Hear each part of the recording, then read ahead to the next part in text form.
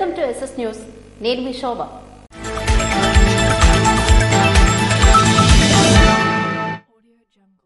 శుక్రవారం Tekkali police station కు MLC Duvvada Srinivas హాజరయ్యారు. జనసేన అధినేత పవన్ కళ్యాణ్ పై ఎమ్మెల్సీ దువ్వాడ శ్రీనివాస్ అనుచిత వ్యాఖ్యలు చేశారంటూ జనసేన కార్యకర్తలు చేసిన ఆరోపణలకు దువ్వాడ శ్రీనివాస్ శుక్రవారం టెక్కలి పోలీస్ స్టేషన్ కి హాజరయ్యారు. ఈ సందర్భంగా ఆయన మాట్లాడుతూ కూటమి ప్రభుత్వంలో జనసేన టీడీపీ నాయకులు పెట్టిన కేసులు తను చేసే ప్రజా పోరాటాన్ని ఆపలేవని అన్నారు. అధికారంలో ఉన్నాం కదా అని హింసించాలనుకుంటే రెట్టింపు ఫలితాలు అనుభవించాల్సి వస్తుందని రాష్ట్ర మంత్రి కింజరాపు అచ్చెన్నాయుడిని దువ్వాడ శ్రీనివాస్ హెచ్చరించారు.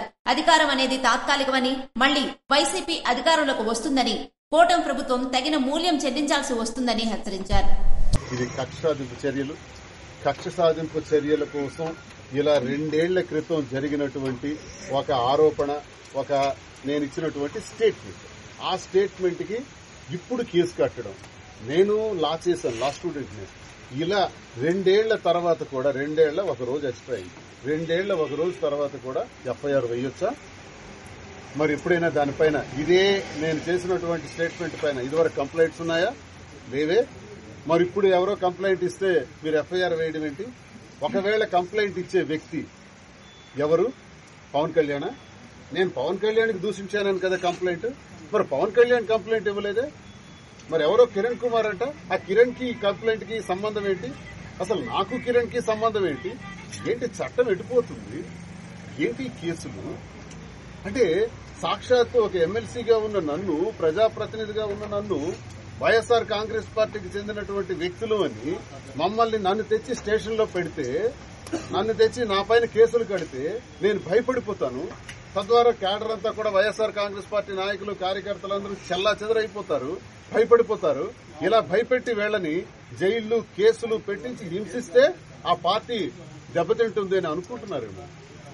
నేను ఈరోజు తెలియజేస్తున్నాను, ఒకసారి కాదు 1000 సార్లు రమ్మన్న స్టేషన్కి వస్తాను. అరెస్ట్ చేయాలనుకుంటే కేసులు కట్టి అరెస్ట్ చేయండి, జైల్లో పెట్టండి, తప్పేం లేదు. మేము నేరమే చేస్తే తప్పకుండా పెట్టండి. మేము నేరం చేయలేదు కాబట్టి ఇలాంటి దిక్కుమాలిన కేసులు పెట్టారు. పైన ఇలాంటి దిక్కుమాలిన కేసులు. పవన్ కళ్యాణ్కి తిట్టాను 2 ఏళ్ల క్రితం, ఇదే కేసు. నిజంగా మీకు దమ్ము ధైర్యం ఉంటే, మీరు ప్రభుత్వంలో ఉన్నారు కదా, నేను 5 ఏళ్లు అధికారంలో ఉన్నాను కదా, ఎమ్మెల్సీగా 2.5 ఏళ్లు అధికారంలో ఉండేటప్పుడు ఉన్నాను కదా, ఏమైనా అవినీతి చేశానా? అక్రమాలు చేశానా? లంచాలు తీసుకున్నానా? భూ కబ్జాలు, భూదందాలు చేశానా? తీయండి, దమ్ముంటే తీయండి. అవయ్యా కేసులు. అదయ్యా బంధించడం అంటే అనుకుంటున్నారా? మీ కాలమే ఇలా ఉంటుందనుకుంటున్నారా? మళ్లీ అధికారంలోకి మారుతాం, వస్తాం, కొట్టారు, పడ్డాము, లేస్తాం, డబ్బల్ ఇంపాక్ట్ తో లేస్తాం. నా మీద కేసులు పెట్టించడానికి ఏ అచ్చెన్నాయుడు అయితే ప్రయత్నించాడు, నా మీద కేసులు పెట్టడానికి కూటమి ప్రభుత్వంలో ముఖ్యంగా తెలుగుదేశం, జనసేన, పవన్ కళ్యాణ్ మీరు పెట్టినటువంటి కేసులు నన్ను అదిరించాలి, బెదిరించాలని చూస్తే మేము అధికారంలోకి వస్తాం. మేము సేమ్ ట్రీట్మెంట్ ఇవ్వడానికి వెనుకాడేది లేదని స్పష్టంగా తెలియజేస్తున్నాను. ఈలోగా మమ్మల్ని ఏమైనా చేయాలి అనుకుంటే, హింసించాలనుకుంటే I'm ready to face any consequence. అది మీకు స్పష్టంగా తెలియజేస్తున్నాను. దయచేసి ప్రభుత్వం మీకు మంచి మ్యాండేట్ ఇచ్చారు, ప్రజలందరూ మంచి అధికారాన్ని ఇచ్చారు, మంచి మెజారిటీతో మీరు గెలిచారు. పని చేయండి అయ్యా. ఏడాది కాలంలో మీరు ఈ రోజు బడ్జెట్ సమావేశాల్లో ఎక్కడా కూడా మీరు ఇచ్చినటువంటి సూపర్ 6 లో ఒక్క మాట కూడా ప్రస్తావించలేదు. మీరిచ్చిన వాగ్దానాలు ఒక్కటి కూడా అమలు చేయలేదు. ప్రతి మహిళకు కూడా 1500 రూపాయలు ఇస్తామన్నారు. గ్యాస్ సిలిండర్లు 3 ఇస్తామని చెప్పారు. తల్లికి వందనం కింద ప్రతి బిడ్డకి 15,000 రూపాయలు ఇస్తామన్నారు. రైతులకు 20,000 రూపాయలు ఇస్తామన్నారు. ఇవన్నీ ఏమైపోయినాయి? ఈ మాటలన్నీ కనీసం అమలు చేయకుండా ప్రజలకు మోసం చేస్తూ వైఎస్ఆర్ కాంగ్రెస్ పార్టీ కార్యకర్తలకి సోషల్ మీడియా పేరుతో, నాయకులకు సోషల్ మీడియా పేరుతో తప్పుడు కేసులు పెట్టి మీరు కాలయాపన చేస్తున్నారు, అధికార దుర్వినియోగం చేస్తున్నారు. అందుకే నేను చెప్తున్నాను, అధికారం శాశ్వతం కాదు. అధికారం వెరీ వెరీ వెరీ ఇది టెంపరీ. ఇవాళ ఉంటుంది, రేపు పోతాం. అంత మాత్రాన ఇలాంటి తప్పుడు కేసులు పెట్టి హింసించాలనుకుంటే ప్రజలు చూస్తున్నారు, ప్రజలు గమనిస్తున్నారు. తీవ్ర పరిణామాలు ప్రజల ద్వారా మీరు ఎదుర్కోక తప్పదని నేను తెలుగుదేశం, జనసేన పార్టీలకు హెచ్చరిస్తున్నాను. పైడి భీమవరం పంచాయతీ వరిసాం గ్రామంలో మెగా హెల్త్ క్యాంప్ నిర్వహించారు.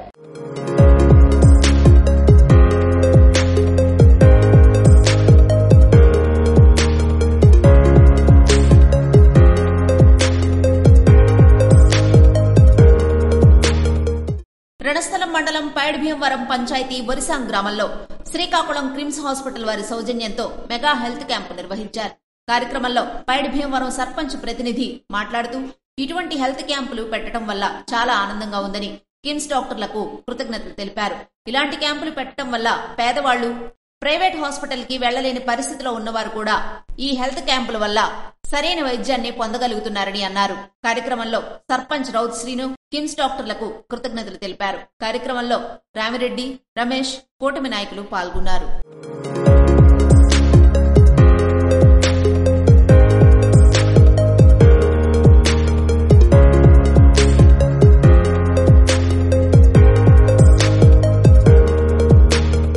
బంటుపల్లి పంచాయతీలో ఏర్పాటు చేసిన రెవెన్యూ సదస్సును సర్పంచ్ రజనీ ఎన్ఈఆర్ ప్రారంభించారు.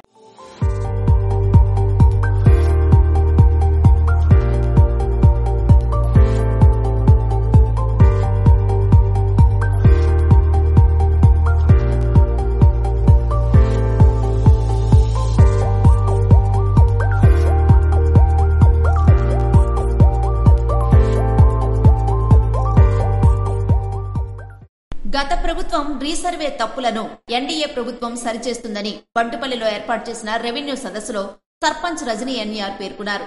ఈ సందర్భంగా మాట్లాడుతూ గత ప్రభుత్వంలో చేపట్టిన రీసర్వేలలో ఏర్పడిన తప్పుల మూలంగా ఇబ్బందులను సరిచేయడానికి ముఖ్యమంత్రి చంద్రబాబు నాయుడు నాయకత్వంలో ఎన్డీఏ ప్రభుత్వం కంకణం కట్టుకుందని, జాయింట్ ఎల్ఎంపీ మరియు 1బికి ఆధార్ లింకు మరియు రెవెన్యూ సమస్యలు ఎటువంటివి ఉన్నా సరే సరిచేస్తారని రజనీ ఎన్ఈఆర్ తెలిపారు. కార్యక్రమంలో ముఖ్య అతిథిగా పాల్గొన్న ఫర్మాన్ అహ్మద్ ఖాన్ మాట్లాడుతూ ప్రభుత్వం మార్గనిర్దేశాలను అనుసరించి యాజమాన్య హక్కుల చట్టం ప్రకారం తలెత్తిన లోపాలను సవరించుకుని అర్హులైన అందరికీ న్యాయం చేస్తామని ఈ సందర్భంగా జాయింట్ కలెక్టర్ ఫర్మాన్ అహ్మద్ ఖాన్ తెలిపారు. కార్యక్రమంలో రణస్థలం తహసీల్దార్ ప్రసాదరావు, రవి, సురేష్ తదితరులు పాల్గొన్నారు.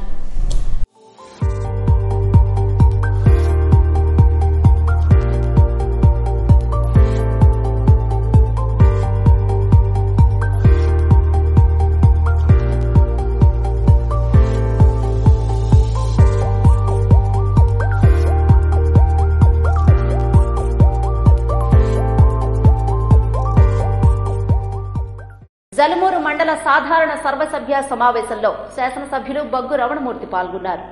జలమూరు మండల ప్రజాపరిషత్ కార్యాలయ సమావేశ మందిరంలో శుక్రవారం సాధారణ సర్వసభ్య సమావేశం నిర్వహణ ఎంపీపీ అధ్యక్షతన నిర్వహించారు. ఈ సమావేశానికి ముఖ్య అతిథిగా ఎమ్మెల్యే బగ్గు రమణమూర్తి హాజరై నర్సనపేట నియోజకవర్గం జలమూరు మండలానికి సంబంధించి గత సమీక్షలో జరిగిన అంశాల అమలుపై ఆరా తీశారు. అనంతరం శాసనసభ్యులు మాట్లాడుతూ సంక్షేమ అభివృద్ధి కార్యక్రమాలు నిర్దేశిత సమయాల్లో పూర్తయ్యేందుకు సరైన ప్రణాళికలు రూపొందించుకోవాలన్నారు. అలాగే అర్హులైన ప్రతి లబ్ధిదారునికి సంక్షేమ కార్యక్రమాలు సకాలంలో అందేలా చర్యలు చేపట్టాలని అధికారులను కోరారు. ఈ నెలాఖరు వరకు గడువు ఇచ్చారు. ఎవరికి ఇల్లు లేవో వాళ్ళ గ్రామాల్లో నమోదు చేసుకోవాల్సిన అవసరం ఉంది.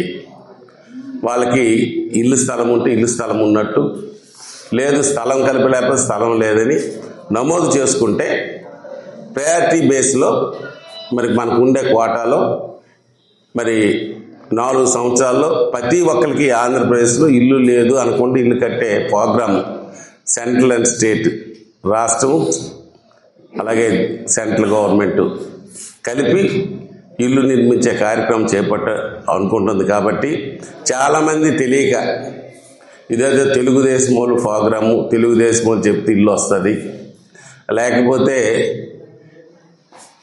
ఇది నేను పెట్టకపోతే ఎప్పుడో ఎక్కువ డబ్బులు వస్తే పెడతామని కాదు. మొదట డేటా కావాలి ప్రభుత్వానికి.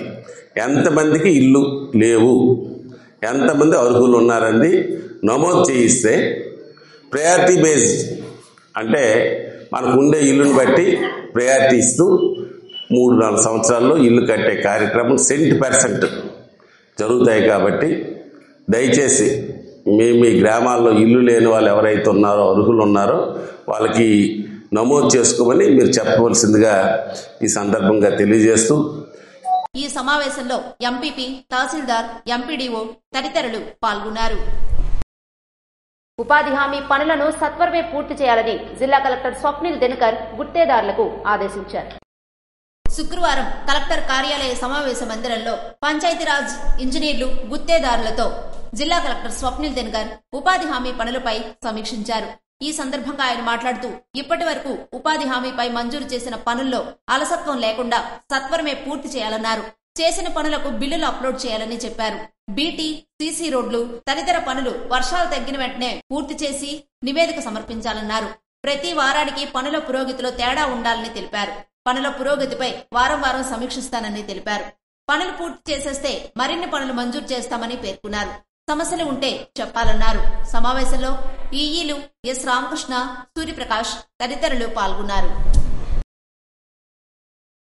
ట్రాన్స్జెండర్స్ హక్కులు సద్వినియోగం చేసుకోవాలని జిల్లా న్యాయ సేవా సంస్థ కార్యదర్శి ఆర్ సన్యాసి నాయుడు అన్నారు.